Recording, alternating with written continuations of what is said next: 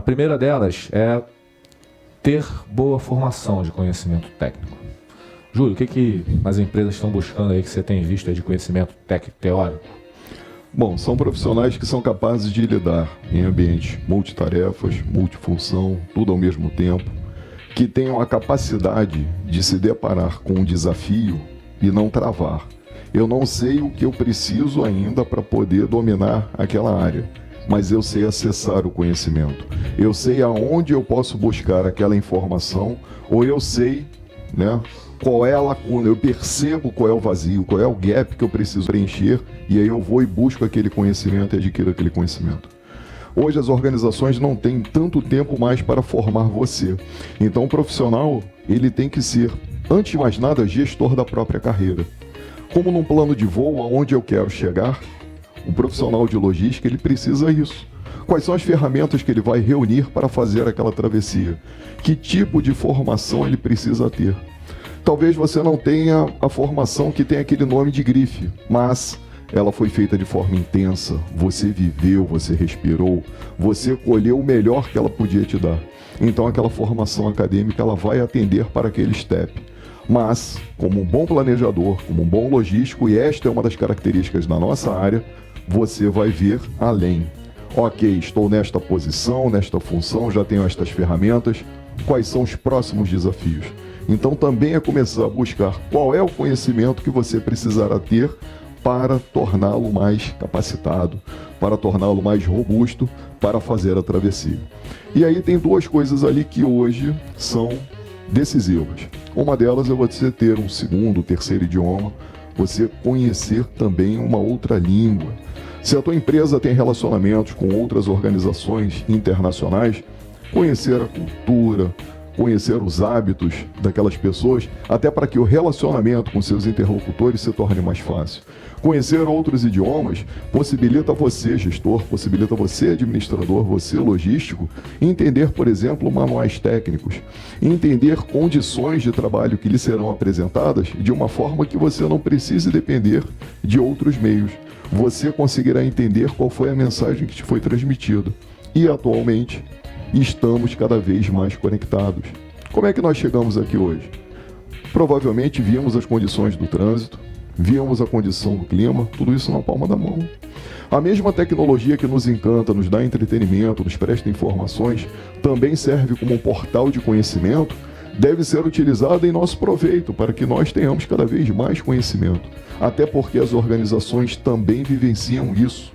A todo momento nas organizações, tanto os equipamentos, quanto os processos, quanto os sistemas que gerenciam essas organizações, cada vez estão mais presentes com objetos de informática, sejam softwares, hardwares cada vez mais inteligentes, tudo conectado, e aí você tem que dominar essa tecnologia, você tem que conhecer profundamente o que é uma etiqueta de radiofrequência, quais são as vantagens que essa etiqueta de radiofrequência pode te dar em termos de produtividade, quais são os mecanismos que você pode ter, qual rendimento você pode tirar a partir disto para tornar o teu trabalho mais eficiente. Mas tem que buscar formação em quê? Acho que nós, administradores, somos privilegiados. A área de logística, infelizmente, não é dominada pelos administradores como eu entendo que deveria ser e como eu acho que nós, administradores e profissionais tecnólogos em logística, deveríamos buscar. Existem outras profissões que formam também profissionais que são muito competentes para isso. Mas nós, administradores ou os tecnólogos de logística, a gente tem uma bagagem teórica que auxilia.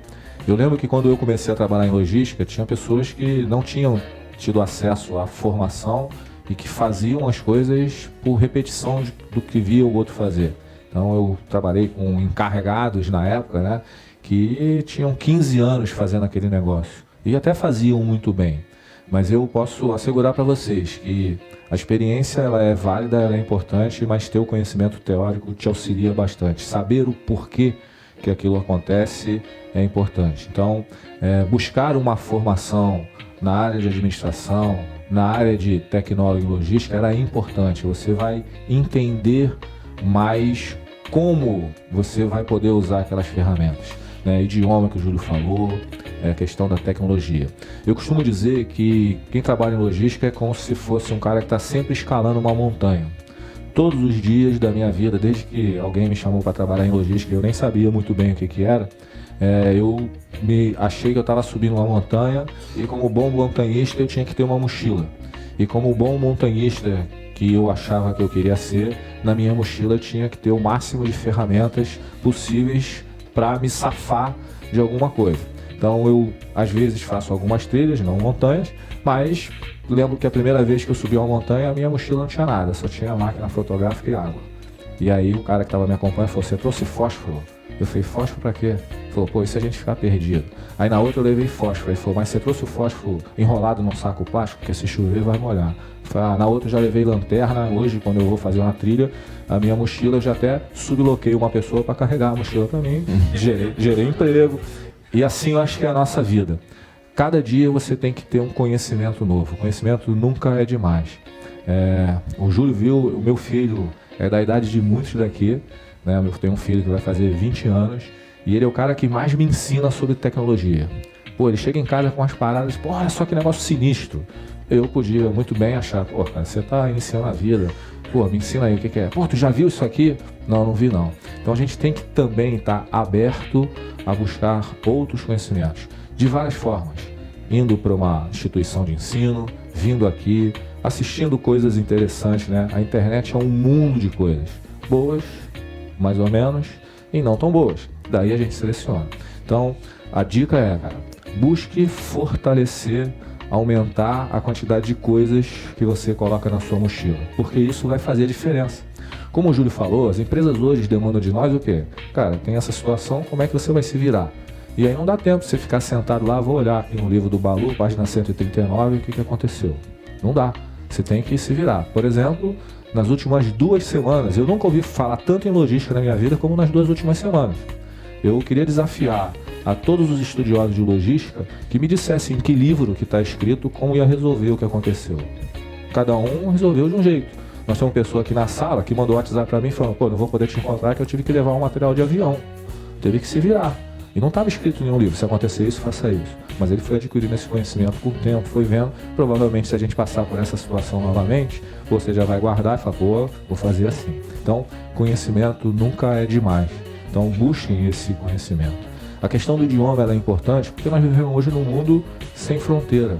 Você faz negócio com todo mundo, toda hora. Você tem muitas oportunidades e, de repente, essas oportunidades escorregam porque você não entendeu bem uma palavra, né? Então, você estava andando num lugar e encontrou com uma pessoa que disse que estava embaraçada. Aí você falou, pô, a pessoa está enrolada. Não, mas ela falou em espanhol, embaraçada é grávida. Pô, você entendeu tudo errado. E aí já não foi bem. Então, procurem também. E alguém podia falar, menino, mas a parada é a seguinte, o dinheiro é curto. Não dá para estudar inglês, espanhol, russo.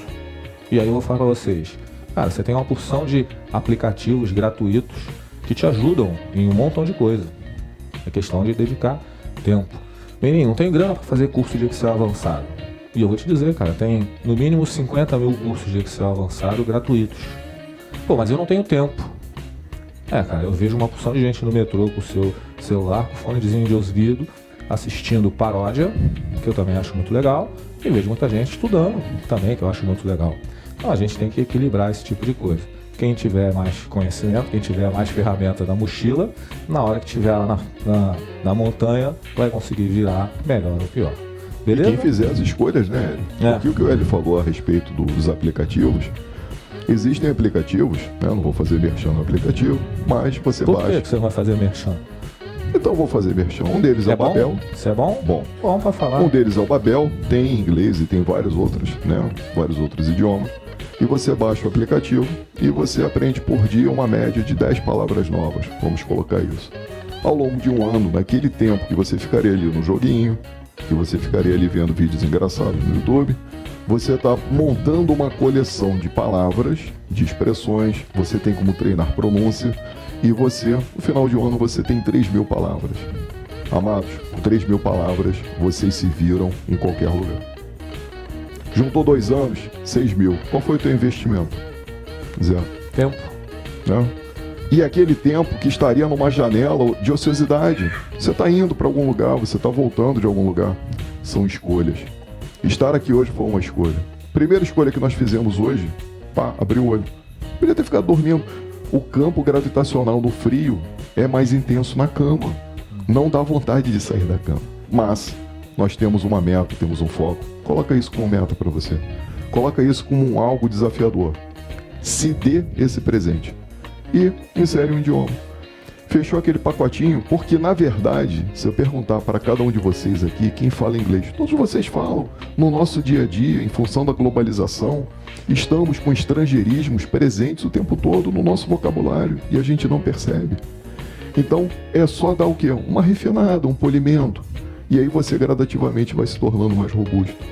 Quando o Hélio falou dessa questão de anúncios, dia desses vi um anúncio muito interessante, convocando profissionais da área de compras, salário R$8.000. Para um comprador início de carreira R$8.000, salário excelente. Qual era a exigência? Mandarim. Então você já tirou o seu inglês, parte para o mandarim, faz um francês, faz um alemão. Por exemplo, eu vou pegar uma situação no cotidiano. Eu tive a oportunidade de ir no museu e tinha um cara lá muito famoso que eu já tinha ouvido falar, inclusive não só pela característica artística dele, mas pelo duplo sentido que o nome dele tem, né? E aí eu fui lá, tinha lá o Museu do Pablo Picasso. E eu não fazia a menor ideia de qual era o quadro mais famoso do Pablo Picasso. Eu sempre tinha ouvido, eu não estudei arte, né? E aí eu sentei, eu, a minha esposa e meu filho, falei, cara, foi um absurdo a gente ir no museu do cara e não saber. Pô, vamos investir 5 minutos aqui, dando uma procurada. E aí eu hoje posso falar aqui ao vivo, né? Pô, o quadro mais famoso do Pablo Picasso é o Guernica, que foi pintado. Pô, aprendi um montão de coisa ali. Ah, isso vai ser útil pra mim na minha caminhada da montanha? Talvez, né? Vai que eu chegue lá e o cara que esteja lá seja espanhol e eu fale com ele sobre o Pablo Picasso, ele vira meu amigo e me empresta lá a caixa de fósforo dele. Já é isso aí.